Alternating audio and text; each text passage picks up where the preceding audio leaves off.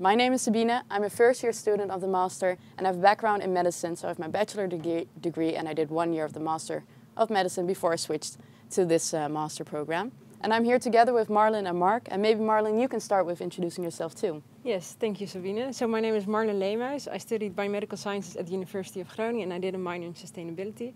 And I'm also a first year PHM student. Yes, thank you. So Marlon and I are going to share our experiences of this master's program during this presentation to give you a little bit more insight of what studying this master may be.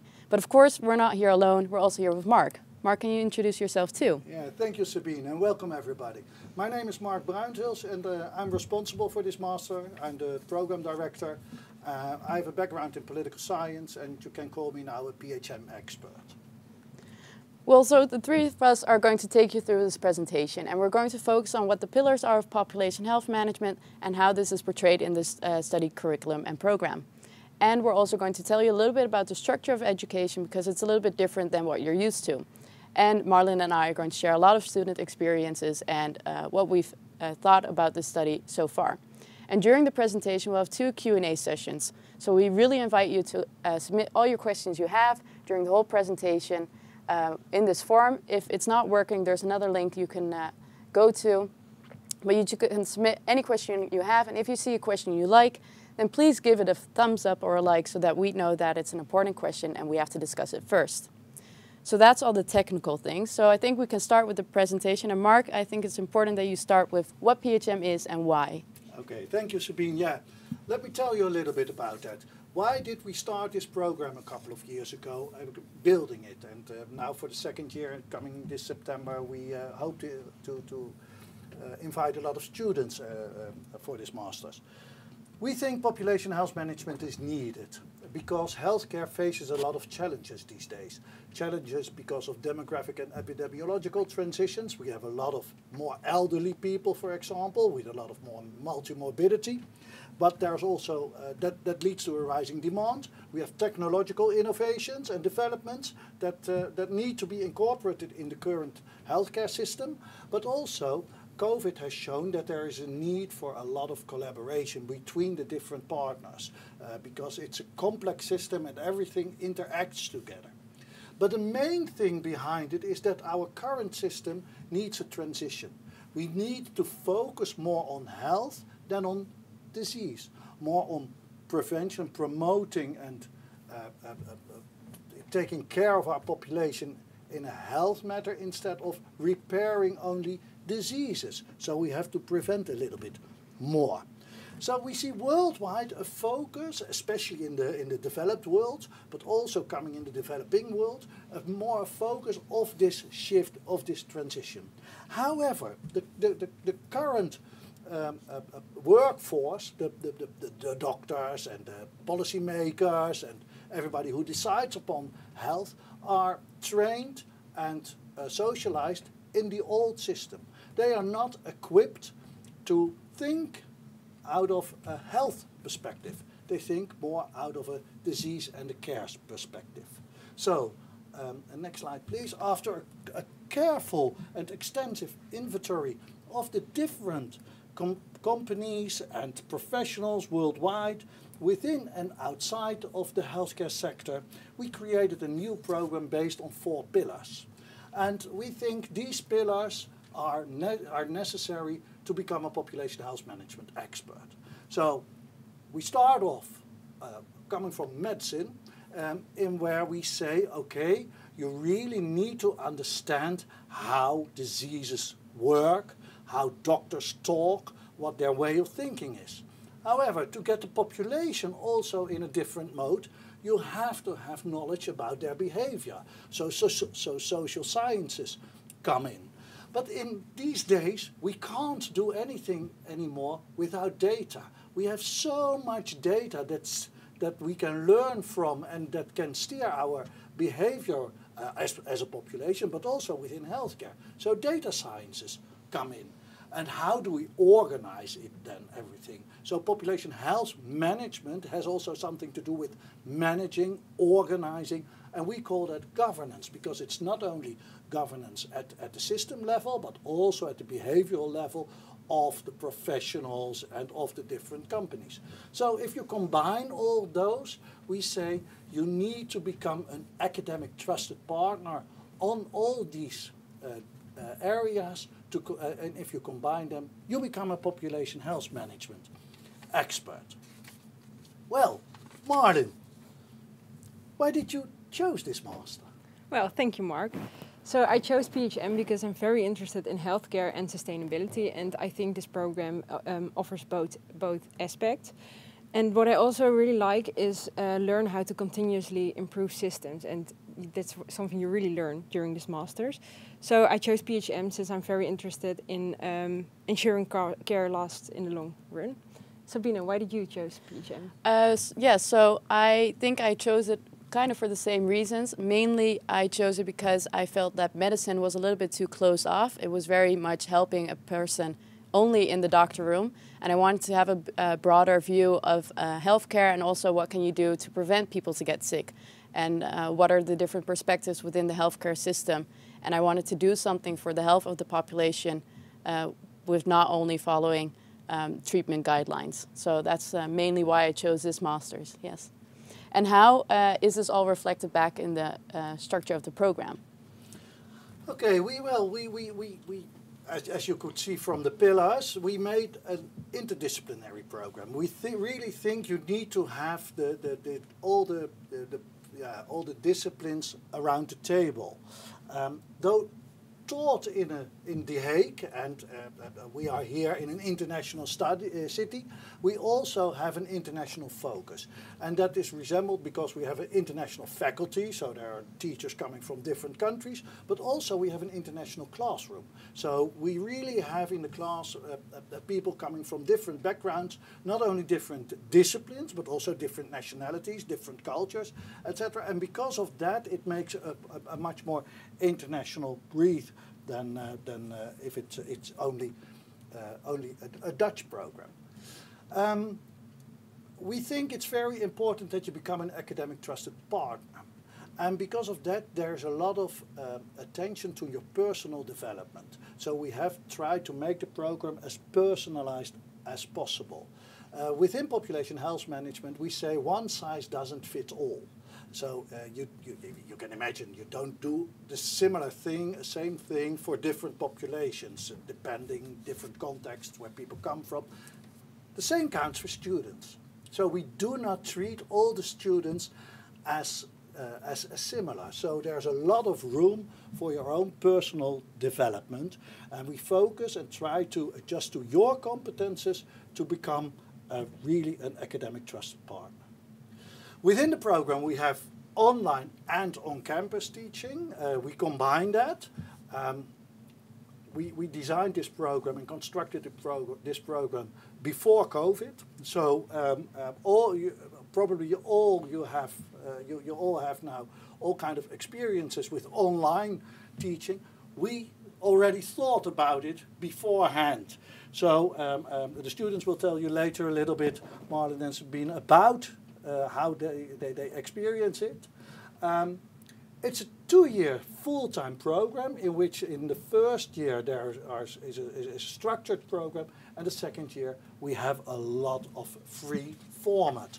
In total it's 120 ECs. Yeah. So if you look at the curriculum, as I said, the first year is rather structured. It's composed of 10 courses.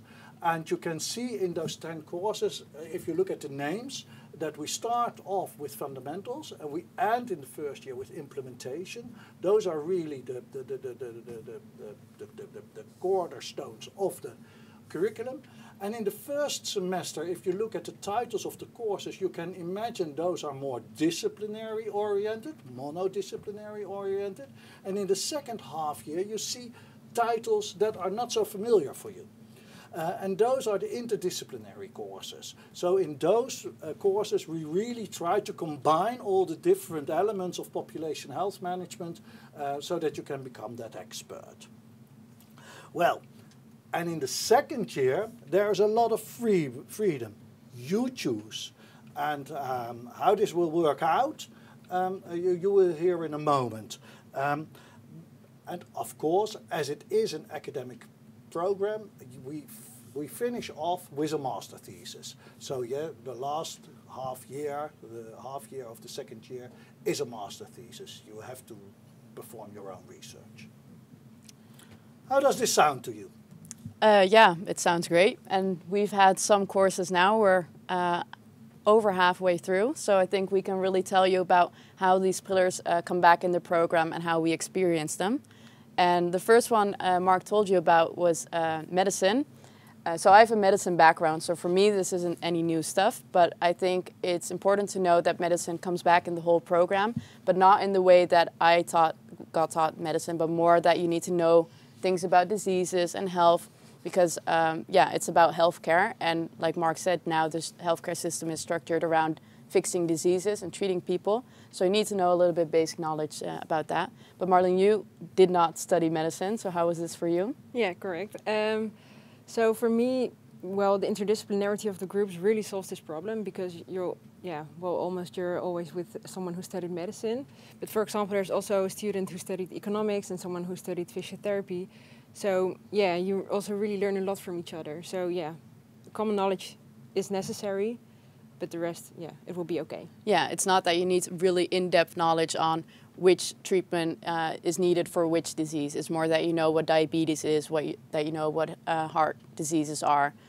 So more than common knowledge, yeah. Yeah. And the second one is governance. That was something was really new for me. So far we've had the governance course, and we just finished up the alternative payment model course. I think it was also very new for you too, right? Yes, correct. Yeah. Yeah.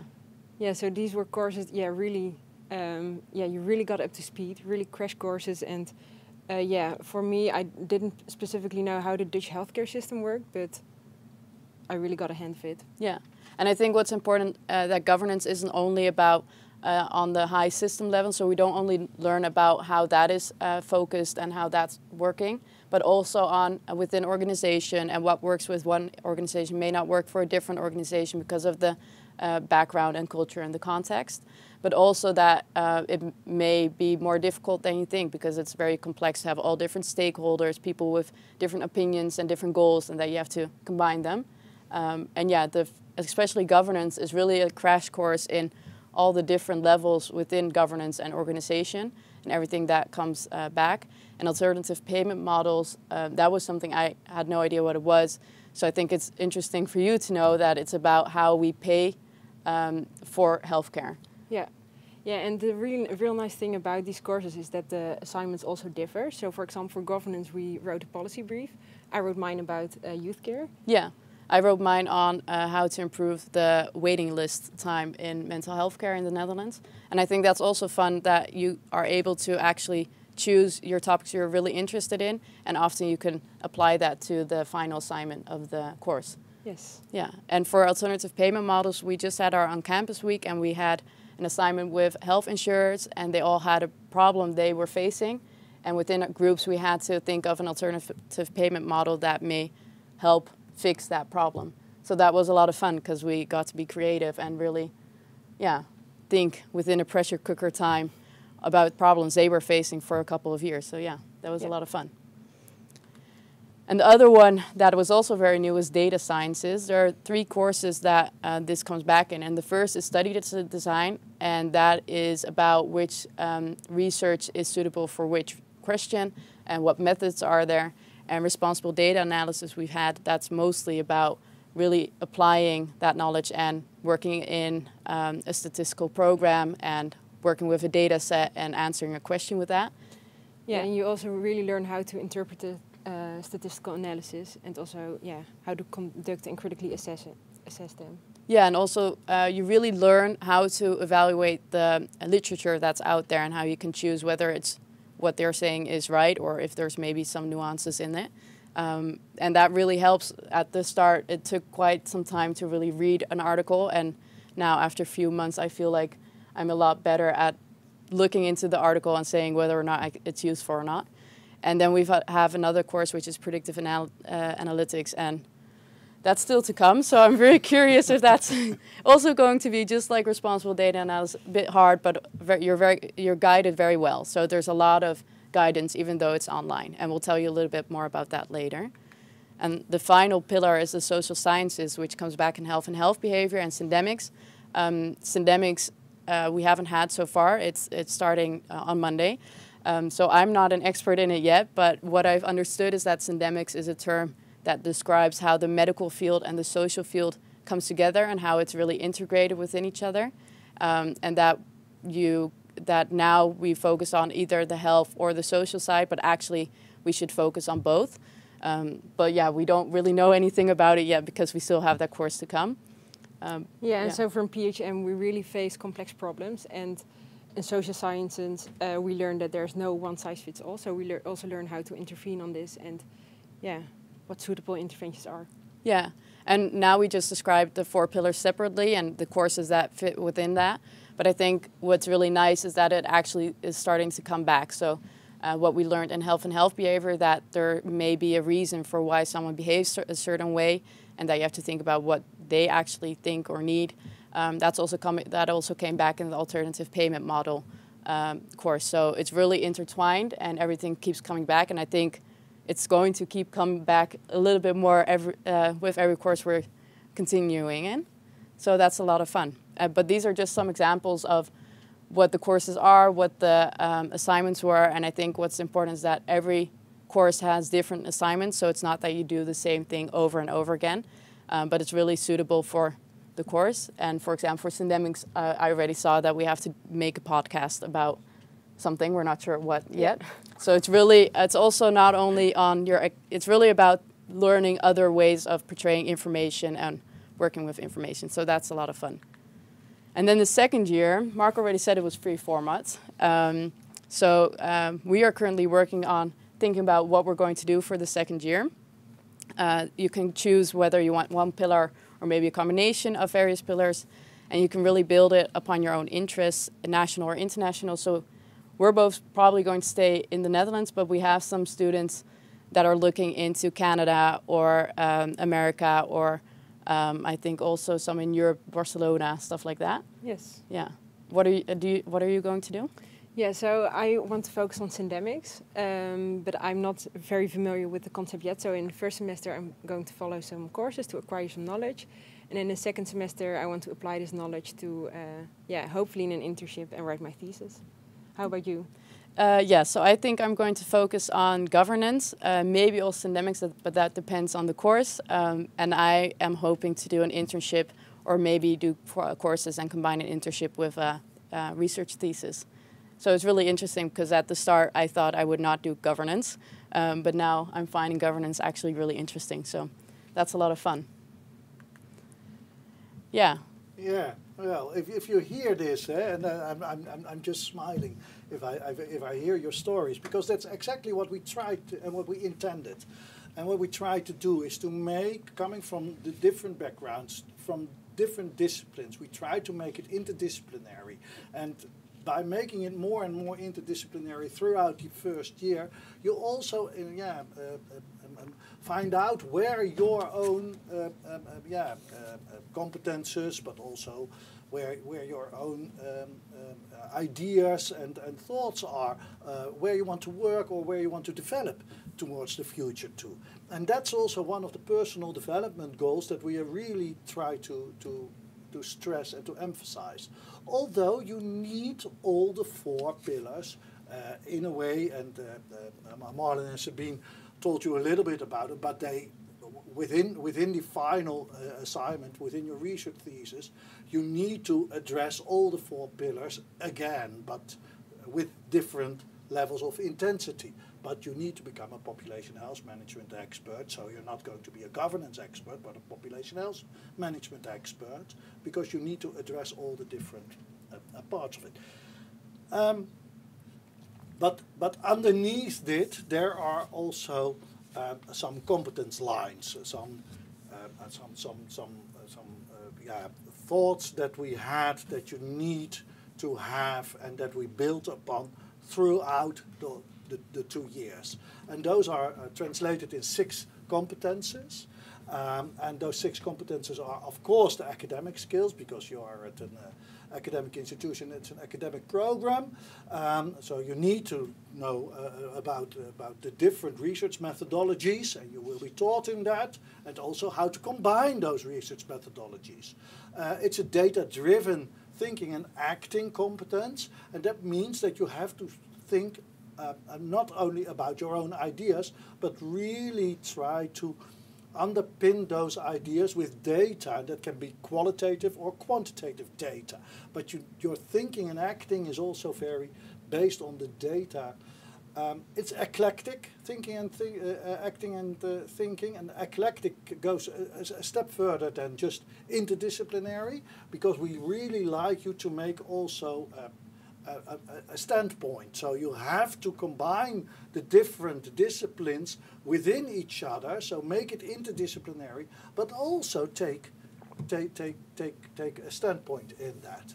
Deliberative governance, thinking and acting is that you have the different perspectives. We have patients, we have payers, we have healthcare providers, we have policymakers, we have a grandma and grandpa who are looking at it. So we all have different perspectives towards similar challenges. And you have to think in your governance way of organizing about that. And finally, that's the personal development one, that's your transformative skills. And we've called that transformative because we think it's very important not only to become the PHM expert, but also to achieve the competences that you are able to deal with the transformations that happen in society. Because healthcare and health, the way we look upon it now, is different than 10 years ago, than 20 years ago, but will also be different from how we look at it in 10 years' time or in 20 years' time. So we really want you to have the skills to deal with that transformation. So that's what we call it, transformative skills.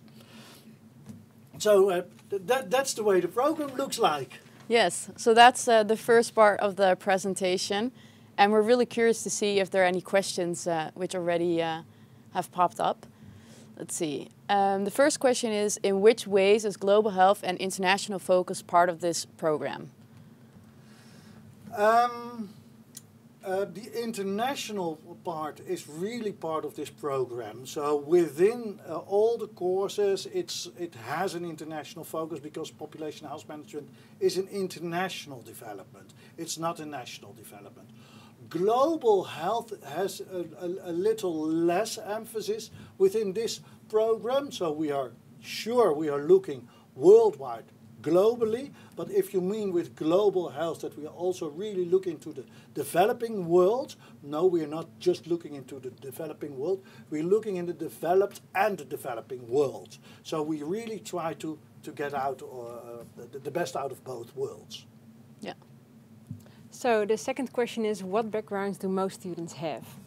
Yeah, well, I think it's really interdisciplinary also within our classroom.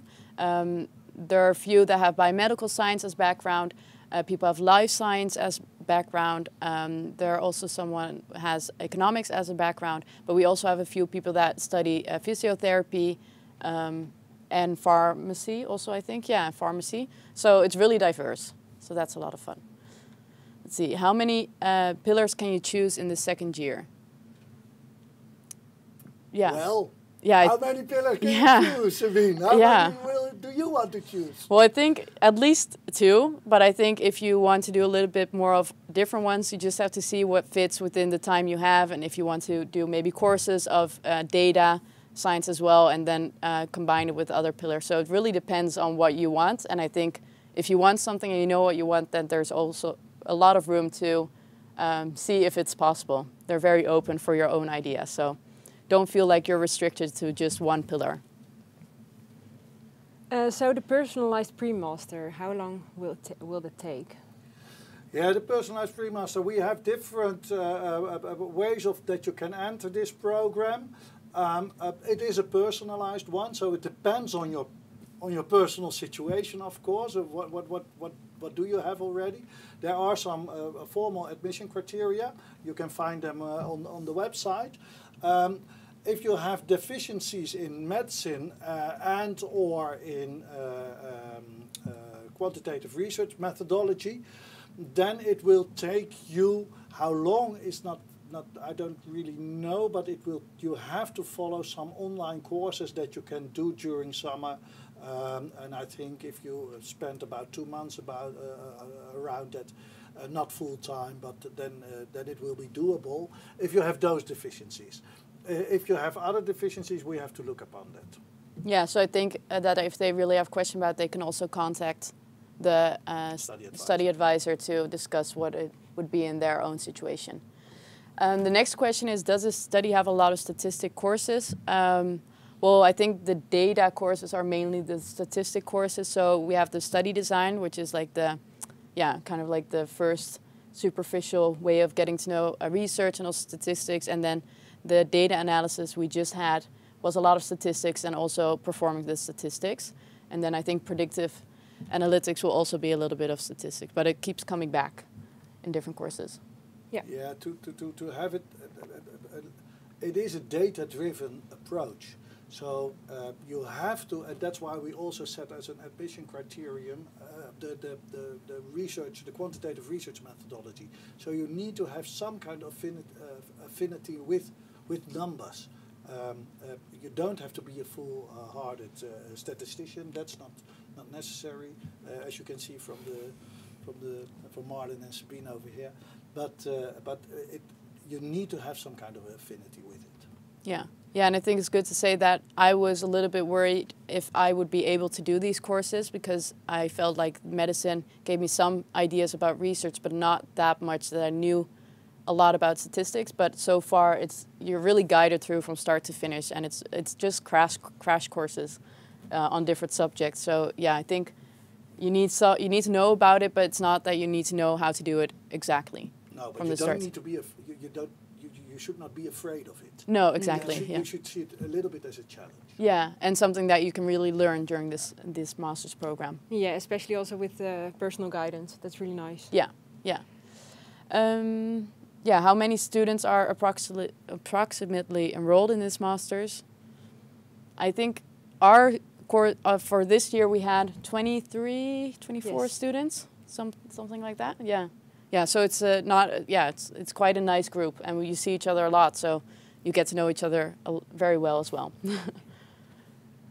So, does the study anticipate on international students who do not live in the Netherlands to join in this master's?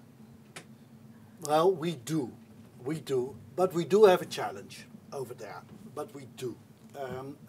It is very advisable and in fact mandatory, as we talk a little bit later about it, that the on-campus courses are really followed. But as COVID has shown that there are also possibilities, if you're not able to join every course, there are possibilities. However, it's not advisable.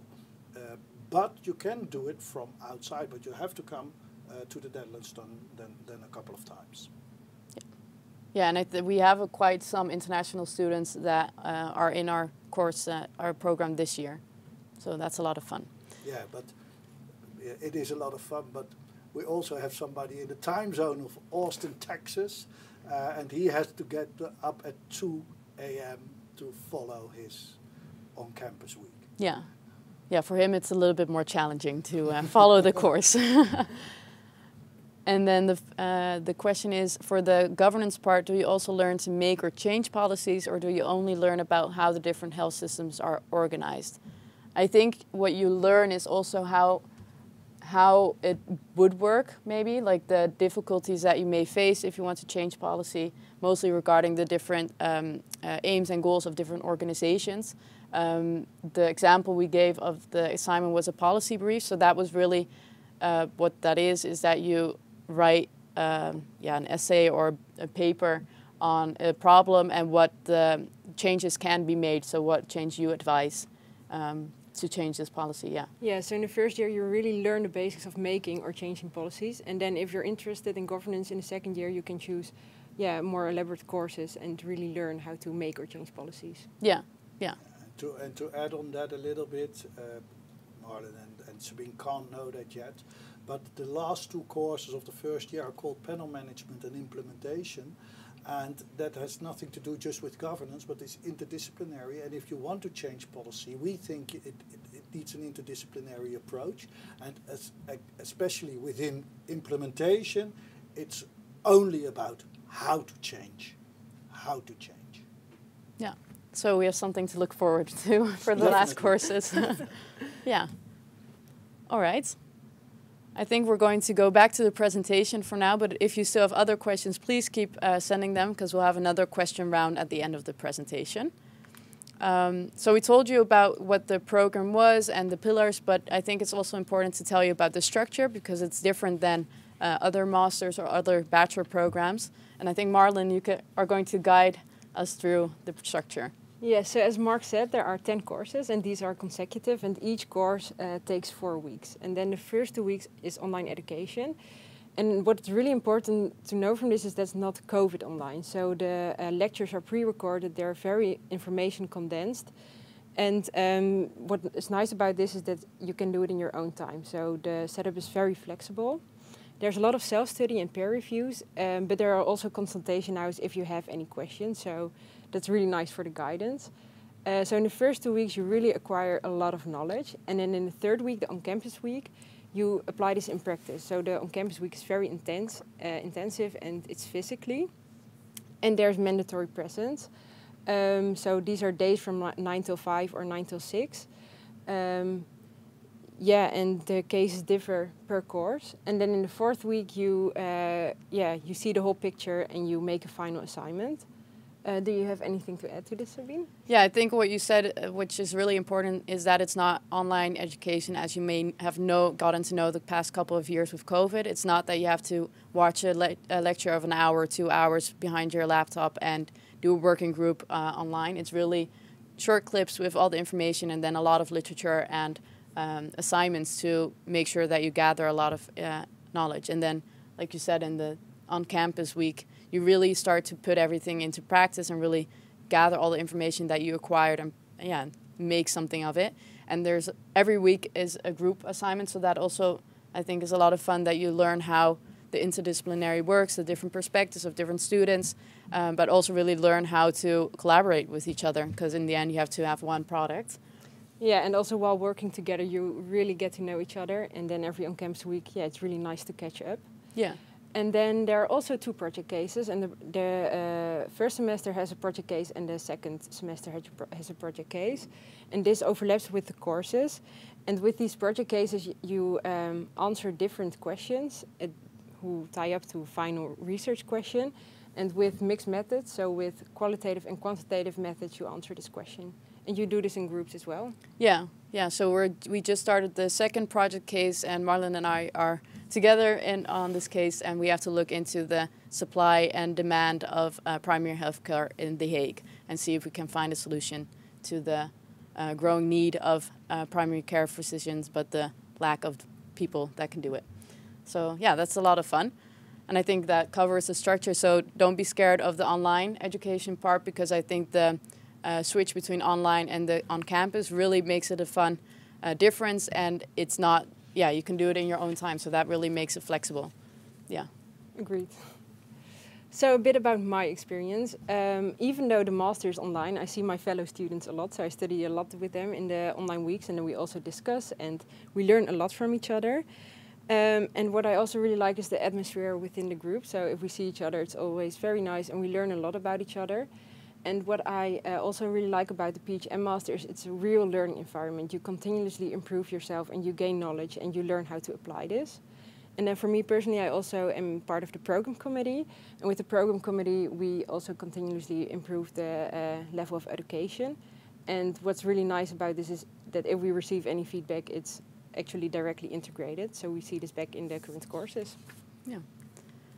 Yeah, and my experience so far has been really good. I was a little bit worried that it was a new master's program, so I was afraid that maybe the education level wouldn't be so high, but I think they really thought it through, and the whole structure is really well thought of, and it's a lot of fun, and it really works really well.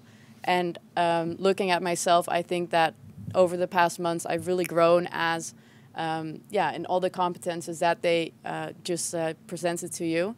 And what I really enjoy the most, I think, are the on-campus weeks, because at the start we get a project and I'm like, okay, we're never going to be able to do it. And then at the end of the week, we actually did it.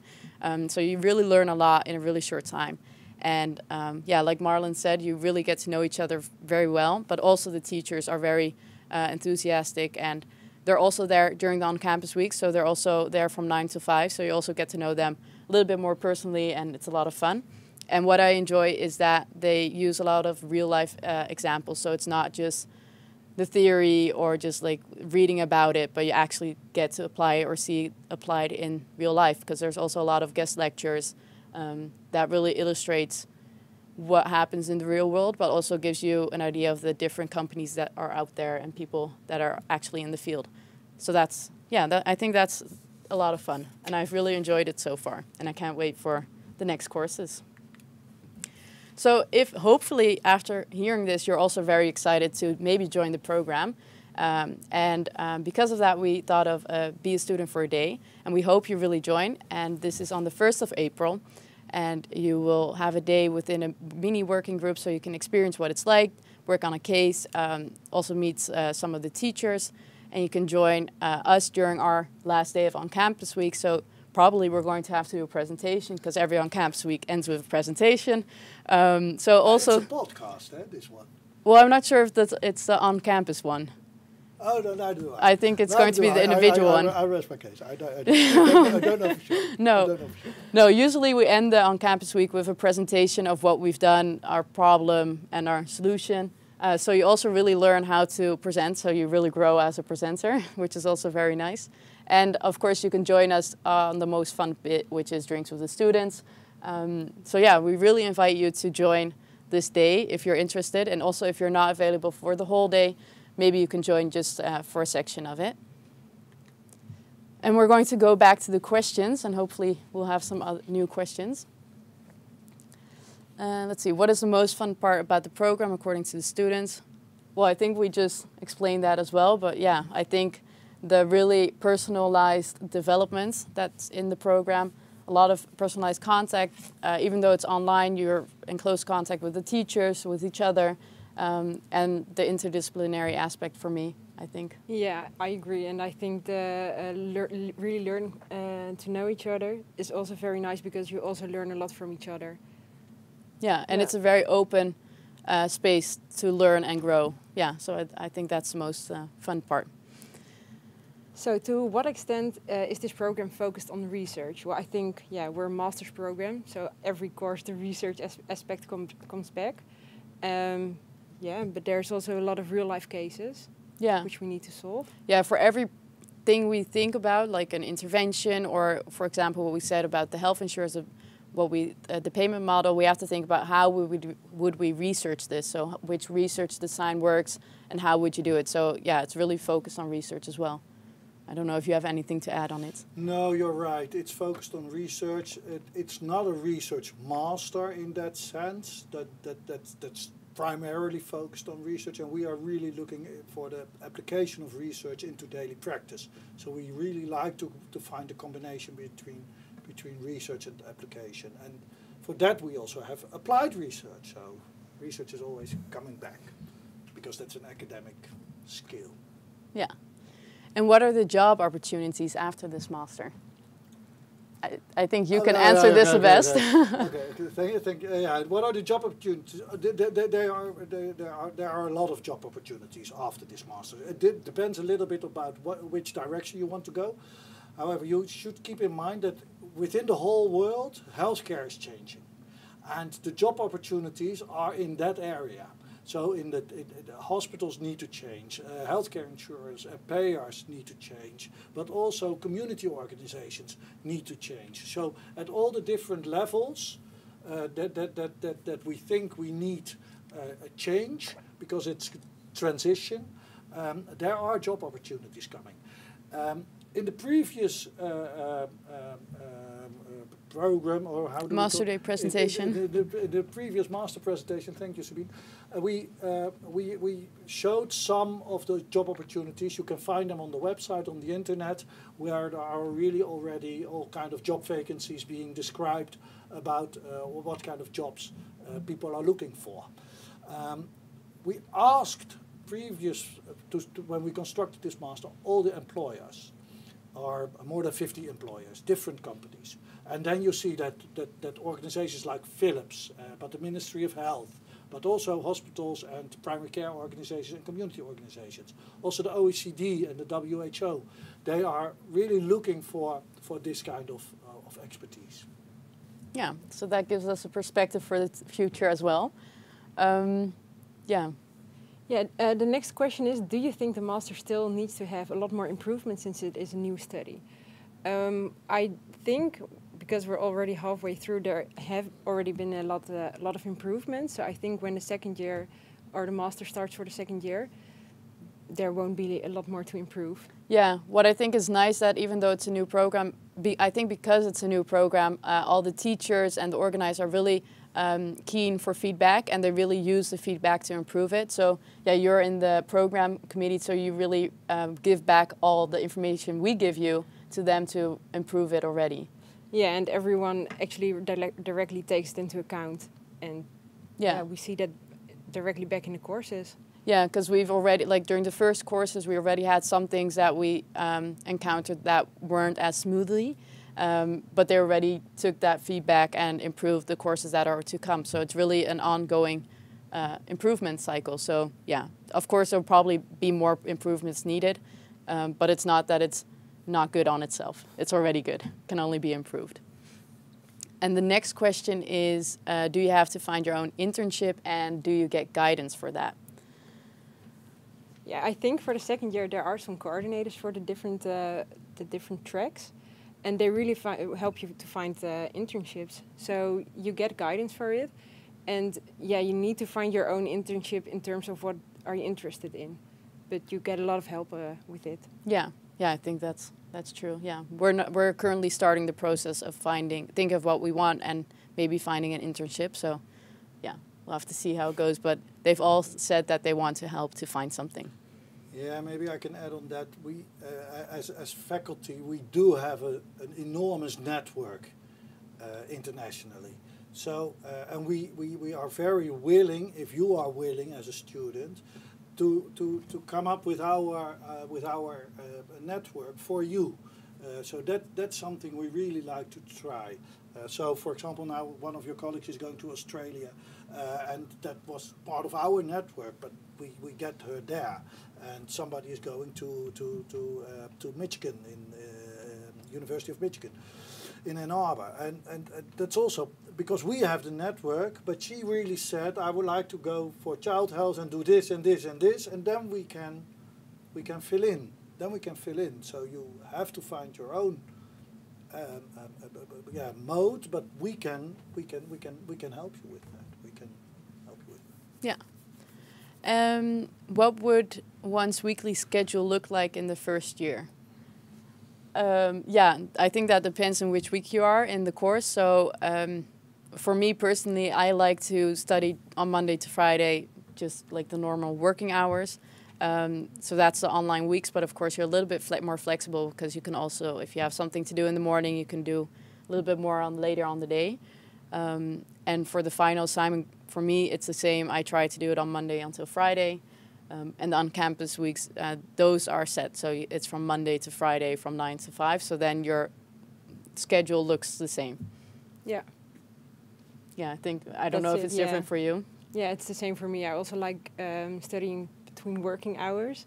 But yeah, like Sabine said, the first, the second and the fourth week are very up to yourself, what you like. And the third week has a set schedule. Yeah. So. Yeah, there are also some people that also work part-time next to the program. And that gives them a little bit more flexibility, but also they need to have a lot of discipline to actually do the work, because you need the knowledge for the on-campus week. So if you did nothing during the online weeks, then it's going to be hard during the on-campus weeks.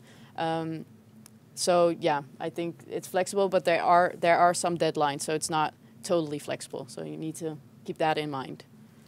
Yeah, so the next question is, why did you decide to study in Leiden? That's a very good question because this study is part of the faculty of The Hague. So we're also in The Hague right now. So the on-campus weeks take place in The Hague. And why did I choose to study here? Yeah, I wanted to go to the west of the Netherlands, and I really like this university and this master's program. So for me, it was kind of easy to make the decision. Yeah. And for you? Yeah, I studied in Leiden for my bachelor, and I already lived in The Hague when I started this program here. And yeah, I think it's important to say, we didn't mention it yet, that the on-campus week is in The Hague. And I think that's also going to be the case next year. Definitely. Yeah. Definitely. It's a master's that's based in The Hague. So that's, there's a lot of university activity going on in The Hague. So from the University of Leiden. Yeah. And do you also have exams or only papers or projects? So for us so far, it's been mostly papers and projects. There's an exam at the end of every online week, but it's mandatory, but it's not graded. I'm not sure if that's also going to be the case next year. But so far, it's been mostly papers and projects, yeah. Yeah, so the tests are really knowledge tests, and you really also test yourself if you're able to participate with your knowledge in the on-campus weeks. Yeah, and I think what's a lot of fun also, because it's papers and projects, you can also put your own interest into it. So if you're really interested, for example, in mental health care, then you can focus your papers on mental health care in the Netherlands or a different country. So it gives you a little bit more flexibility to focus into what you really find interesting. Yeah. So the next question is, someone who wonders why this is an international program. Well, the focus is mainly on the healthcare system of the Netherlands. Can you also focus on other countries within, for example, the project cases? I think the project cases are mainly Netherlands-based, but like Sabine said, the assignments in the final weeks and in the online weeks, you can really choose your own country and what case you want to solve there. Yeah, and we like the information we get taught and also literature we read isn't only based in the Netherlands. So we also learn a lot about the American healthcare system or what they're doing in Sweden. So it's not, I don't want you to have the idea that that's only focused on the Netherlands. It's also very international. But I think for the project case, that's something that, mainly because we also have to do some research, so qualitative research that's based in the Netherlands now, because we can't go to the USA to do some interviews there. Yeah. But to add on that, it is an ambition of the program to make the project cases also more international. So we try to set up some project cases also internationally for the coming years. But as you know, that is we are now in the first group, so we can improve on that. Yeah. And will. Yeah, that's the ongoing feedback and improvement cycle. Yeah. Why did they choose to do mostly online weeks? To be honest, it's not true, the question, to do mostly online weeks.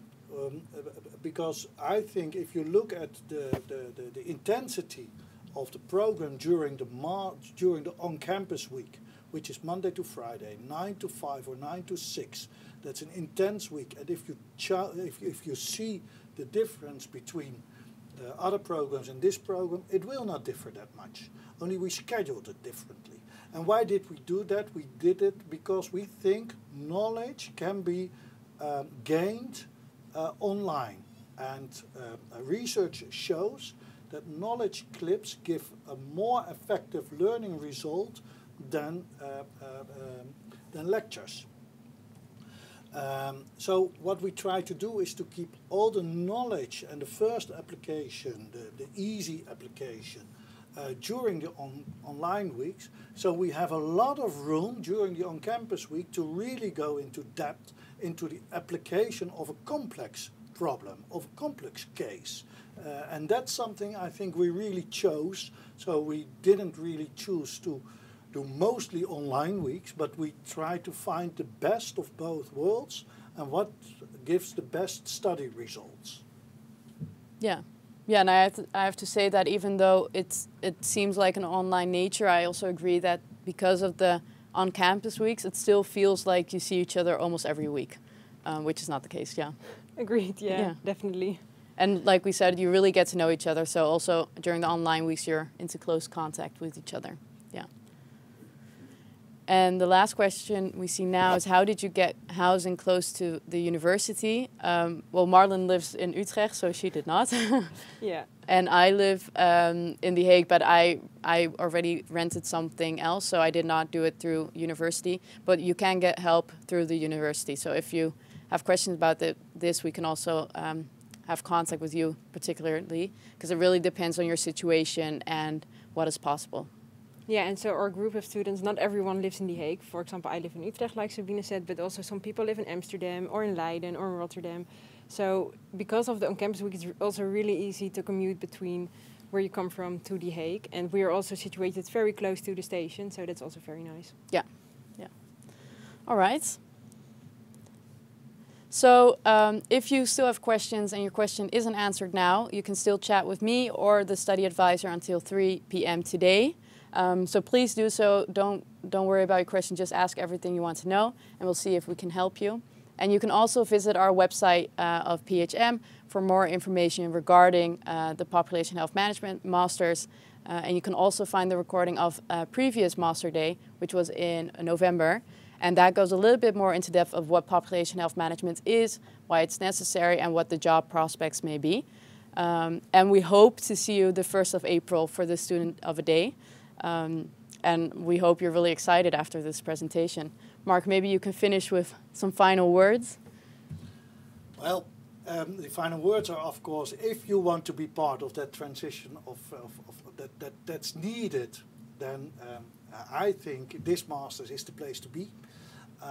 I notice now already that a lot of companies are looking into us and say, okay, we need those kind of experts in the future already now. So yeah, ask around and you'll find out that it's not only me that's saying that, but that's the word that goes around. So be part of it. Yeah, and I forgot to mention, if you have questions maybe later in the week or over a month, after a month or 2 weeks, whatever, you can also chat with me via Unibody, and you can see it when you go to the website. My head will pop up and you can answer a question, you can submit any question. It doesn't have to be professional or anything, just a chat with me and I'll help you. Yeah. Well, I think this is it, and thank you very much for joining us for this presentation, and we hope to see you on the 1st of April.